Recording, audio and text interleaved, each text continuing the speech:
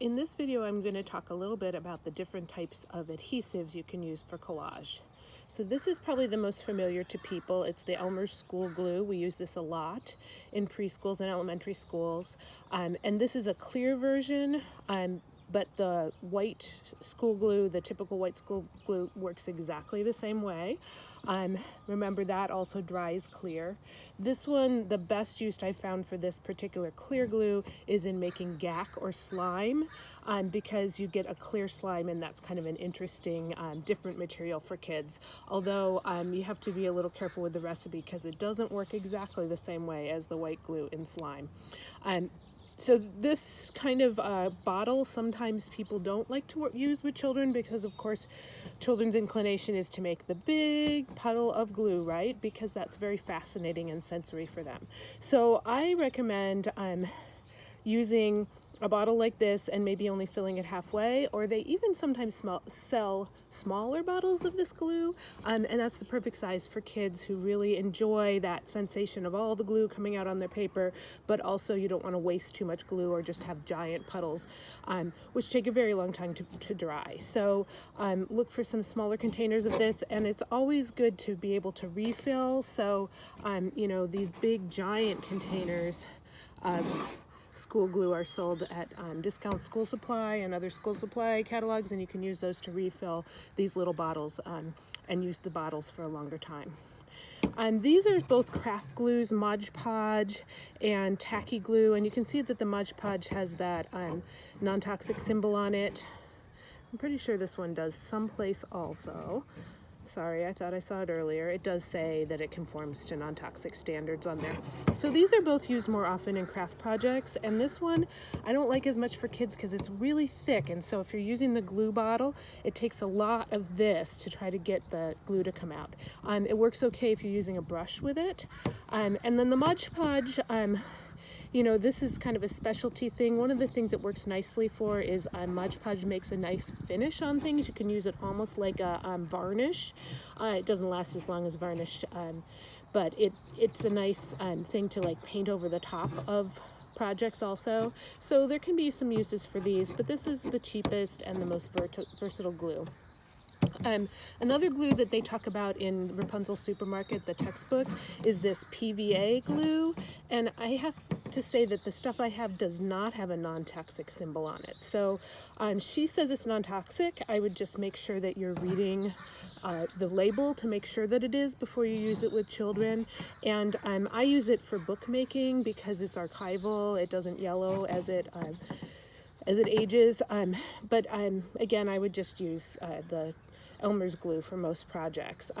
She also talks about diluting glue, and you can certainly dilute Elmer's glue also, but it kind of depends what project you're working on. Okay, so a couple more common things. This is glue stick, and glue sticks are very popular. They're less messy. The only problem with the glue stick is it only glues certain things. You know, you really can't get big 3D art collage supplies to stick to a piece of paper with a glue stick. So this is useful for many purposes, not all purposes. And then this is nori paste. And you know, you used to be able to get school paste very universally, but we don't really do that anymore, at least in the United States. So this is a version that you could use. I'm looking for that non-toxic symbol on this. There we go.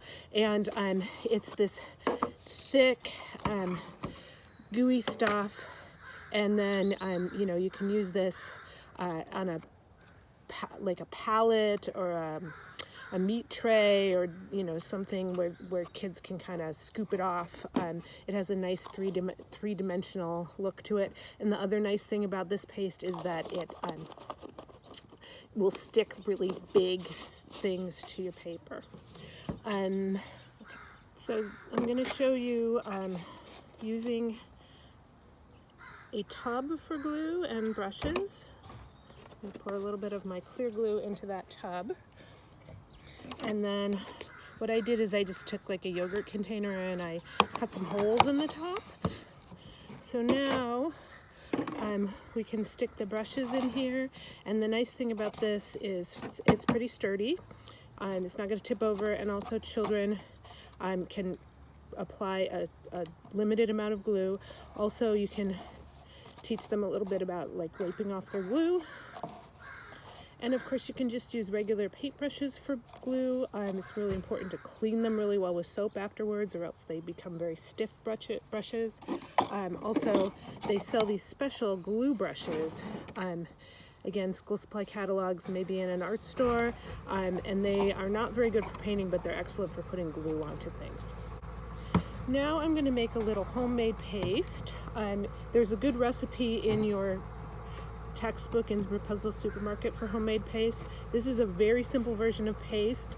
Hers may actually work a little bit better, but just putting some flour, in this case I have a 1/4 cup of flour, together with water makes a simple paste. So let's do a little bit of water in here. We might need more, and you want it to be nice and thick. There's a lot of versions of paste, homemade paste on the internet, and most involve cooking flour or cornstarch to make kind of a translucent thick paste.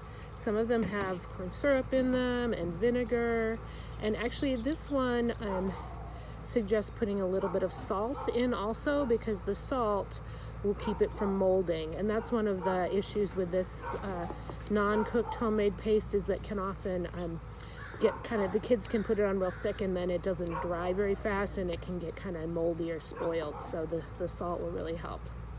So here's some homemade flour and water paste. This is also great for paper mache paste. All right, so we're kind of, takes a minute to get the lumps out of that for sure. All right, so we're going to put this aside to use later on some of our projects. Okay, one more homemade thing I want to show you is glue paint. Glue paint is great for big assemblages, and basically all it is 50% paint and 50% glue. So let's put some paint into here. I'm just going to make a small amount today, and then we'll put glue in also. And I actually like the white glue better for this, because it makes this kind of milky, thick paint. And you can use it just like regular paint for some projects, but it's very sticky. But it's great for like using painting and collage together, because things will stick without glue onto the painting. It's also great for woodworking, because you can paint the wood and also glue pieces together at the same time. So there's a glue paint. Couple more things. Children also like to use tape, and they do sell lots of different colors of masking tape. This is actually just a blue masking tape for painting, but this works just fine. This blue is nice because it's a little easier to manipulate, because it's not quite as sticky. And then of course like a Scotch or a transparent tape, and I really like these kind of containers for using with children, because it's actually pretty hard for children to manipulate tape, and it's harder for them to kind of break it off. So using something with a nice cutter like this can really help a younger 3 or 4-year-old figure out how to get the tape off of the spool. And the other thing you can do that's in the book is just have some tape ready stuck on the edge of the table or around a plastic plate. If the children are younger, that's a good way to get them to experience tape without so much frustration.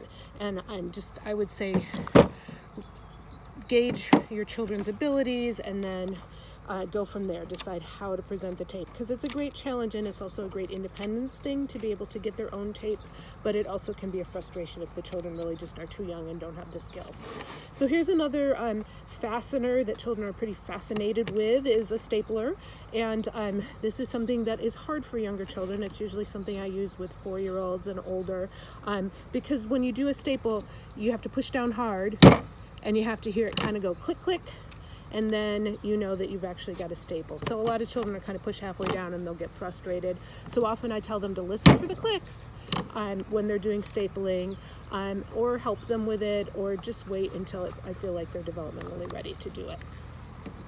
Oh, one more thing I was going to show you, of course, is the glue gun. glue guns are hot, so sometimes people are concerned about using them with children. Obviously, this is something to do with supervision. Older kids, like middle school age, can do it by themselves, but you know, this is something I've done with preschoolers, but only with supervision. So you want to get the, usually want to get the low temps guns, because this part can get really, really hot. And also the glue gets really hot, and if it sticks to the children's fingers, it hurts a lot. So these low melt glue sticks are easy to get at a craft store, and you just keep pushing them in the end as the other ones gets used. And again, you just want to supervise and don't let the children put their fingers in the hot glue, because that's the worst. That's what really burns. Okay, I want to say just a word about scissors. So here's a scissors container that's made out of PVC pipe. Scissors for young children need to be metal. The plastic ones just do not work. They're not worth it. They're frustrating. Fiskars is a great brand, but also often people like to have these blunted ends on scissors. There's a lot in the textbook in Rapunzel's Supermarket about scissors for young children, and you know, giving children scissors to practice with, and I don't mean cut lines that somebody wrote on a paper. I mean to try doing collage with.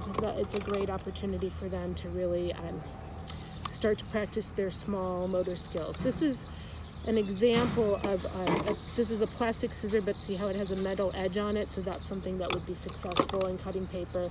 These are the really old school kid scissors.